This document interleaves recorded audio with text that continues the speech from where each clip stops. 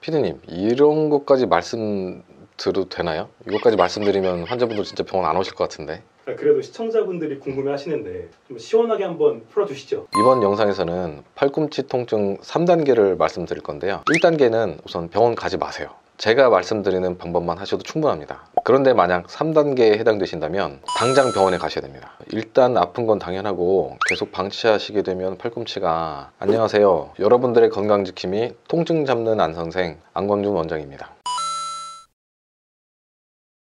아무래도 팔꿈치를 많이 쓰다 보니 일반적인 통증은 보호대나 스트레칭 정도만 해주셔도 충분히 나을 수는 있어요. 실제로 저희 병원에도 팔꿈치 통증으로 오셔서 그냥 스트레칭이라 좀 가르쳐 드리고 소염제만 좀 처방해 드리고 가시는 경우도 매일매일 있습니다. 하지만 이제 정말 심한 경우에는 병원에 가긴 가셔야 되는데 제가 가라 하지 않아도 아프시니까 오실 거예요. 사실 숟가락 들기도 아프다 하시는 분도 계시거든요. 세수하는 것도 아프고 머리 감는 것도 아프고 그 정도 아프신 분들은 거의 어쨌든 결국엔 다 병원에 오시긴 오세요.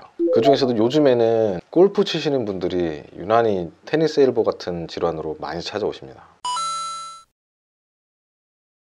크게 세 가지로 나눠볼 수 있는데요. 1단계는 일상생활에서는 큰 지장이 없으나 어떤 특정 동작에서만 잠깐 아플 때, 운동이나 무거운 물건 들 때, 그럴 때 많이 아파들 하시고 빨래를 턴다든지 이럴 때도 팔꿈치 통증이 제법 있습니다. 그리고 2단계는 일상생활에서도 조금 지장을 주는 경우, 그 다음에 3단계는 많이 아파서 일상생활에서도 아무것도 못할 경우. 사실 3단계는 이미 환자분들로 자기가 3단계인 거를 많이 아는 경우가 좀 많겠네요. 그렇죠. 환자분들이 1, 2, 3단계를 나누진 않겠지만 3단계 정도 되는 분들은 다들 병원에 찾아오시긴 합니다. 그럼 보통 원장님이 몇 단계부터 좀 치료를 받는 게 좋겠다라고 생각하시나요? 사실 1단계부터도 치료를 받으면 좋긴 좋죠. 초기 때는 가볍게 보호대나 소염제 그것만으로도 좋아질 수 있기 때문에 그때부터도 미약하게나마 치료를 들어가면 당연히 더 빨리 나을 수 있죠. 하지만 이제 일상생활에서 늘 통증을 느낀다든지 아니면 극심한 통증이 있는 2, 3단계에서는 꼭 병원에 찾아오셔서 더 나빠지기 전에 일찌감치 치료를 받으시는 게 여러모로 좋습니다. 팔꿈치를 잘 못 쓰게 되면 뭔가를 드는 거가 많이 불편하기 때문에 뭐를 쓰게 되냐면 여기를 써요. 여기를 목이나 어깨를 자꾸 쓰게 되면서 이런 쪽 통증까지 같이 동반된 경우도 많이 있고, 어쨌든 제일 나쁜 거는 아픈 채로 계속 쓰다 보니 결국에는 나중엔 치료 기간이 길어지는 거죠. 그게 제일 안 좋은 점이죠. 정말 수개월 동안 팔을 아무것도 안 쓰고 가만히 있을 수 있다 하면은 병원 안 오셔도 돼요. 근데 일상생활에서라든지 아니면 노동이라든지 그런 걸 통해서 꾸준하게 쓰셔야 되는 분이면 잘 안 낫죠. 심할 때는 꼭 치료 받으세요. 1단계, 일상생활에서 큰 불편함이 없고 잠깐 아프신 경우에는 가볍게 스트레칭, 그 다음에 온찜질 정도, 그리고 그거보다 좀 더 불편하시다고 느끼면 보호대 정도만 하셔도 충분히 좋아질 수 있습니다. 그리고 스트레칭 같은 경우는 제가 지난 시간에 촬영한 영상이 있으니까 그거를 꼭 참고하시고 해보시면 많은 도움이 될 것 같습니다. 이제 2단계, 일상생활에서도 꾸준하게 통증이 있는 경우에는 이때부터는 적극적으로 약을 좀 쓰는 게 좋아요. 소염제를 쓰면서 물리치료 아니면은 도수치료 같은 거 받으시면서 관리를 하시면은 더 나빠지는 거를 일찍 막을 수 있으니까 이때도 병원에 찾아오시면은 큰 도움이 되실 거예요. 도수치료 보면 효과를 못 보는 경우가 많다던데 도수치료 받을 때 효과가 좀 확실한가요?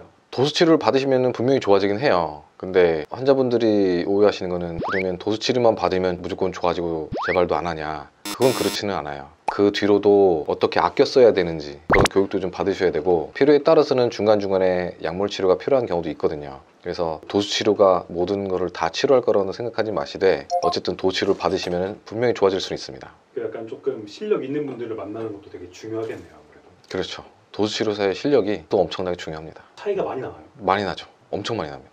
그리고 3단계로 움직이지 못할 만큼 너무 심하게 아플 때는 일단은 염증을 빨리 줄여주고 통증을 빨리 가라앉혀서 일상생활이 그냥 어느 정도 가능하게끔 하는 게 중요하거든요. 이럴 때는 약물 치료를 안 하는 경우에는 스플린트, 방기부스라고 하죠. 방기부스 같은 걸 고정을 하고 먹는 소염제를 세게 쓴다든지 아니면 초음파로 진단을 좀 해서 병변이 확실하게 있다고 판단이 되면은 그 부위에 약물을 실제로 주입을 해서 염증을 일단 빨리 깔아앉히는 방법도 있습니다. 이 정도로 심한 분들은 초음파를 보게 되는 경우에 한 절반 가까이는 부분 파열이 있는 경우가 엄청 많아요. 완전 파열은 사실 보기 드물고 특히 팔꿈치가 부분 파열이 엄청 흔합니다. 흑회성 염증이 있는 경우도 있고 급성기일 때는 그렇게 치료를 하고 수개월 이상 몇 년 되시는 분도 가끔 있고 그렇게 오래된 케이스에는 조직을 재생시켜주는 게 더 중요하기 때문에 그때는 재생치료 특히 이 중에서도 가장 제가 치료 효과를 톡톡히 보고 있는 게 프롤로 치료라고 해서 우리말로는 이게 증식 치료예요. 증식액을 직접 환부에 여러 번 주사를 하게 되면은 서서히 세포가 증식을 하면서 결합 조직이 늘어나요. 그러면서 조직이 되살아나는 치료 효과가 있습니다. 네, 근데 그 프롤로 치료에 그 스테로이드가 들어간다라는 말로 있던데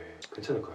프롤로 치료에는 전 스테로이드가 전혀 들어가지 않습니다. 들어가면은 오히려 프롤로 치료 효과가 없어져 버린다고 생각하시면 돼요. 그래서 프롤로 치료할 때는 제가 항상 주의사항으로 말씀드리는 게 동시에 소염제나 스테로이드, 파스 같은 것들은 사용하지 말라고 꼭 당부드립니다. 그리고 마지막으로 재생치료 중에 팔꿈치에 유독 효과적인 치료가 있는데 PRP라고 우리 몸에서 피를 뽑아서 원심 분리기를 돌리면 이만큼 나오는 그 버피코트라는 물질이 있어요. 거기에는 여러 성장인자들이 많이 포함되어 있는데 이거를 팔꿈치 찢어진 부위나 그 힘줄이 손상이 있는 부위에 직접 안에다 넣어주면 성장인자가 직접 들어가서 자극을 하니까 치료 효과가 그 제가 경험한 어떤 치료보다 가장 월등히 뛰어납니다. 얘는 아직까지는 우리나라에서는 팔꿈치에만 허용이 돼 있어요.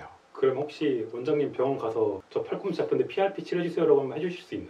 돈만 내세요. 그냥 농담이고 뭐 얼마든지 해드리죠. 근데 일단은 얼마나 손상이 있냐가 더 중요해요. 진짜 좋은 치료인데 우리나라에서는 아마 보험사에서 딴지를 거는 것 같아요. 비싸게 받거든요. 근데 효과는 좀 확실한가요? 와, 효과가 진짜 좋아요. 진짜 신기하게 좋아요. 몇 번 안 해도 많이 좋아지는 단점이 너무 아파요. 정말 한 번 하고 나면은 다른 치료 없냐 이게 많이 물어봐요.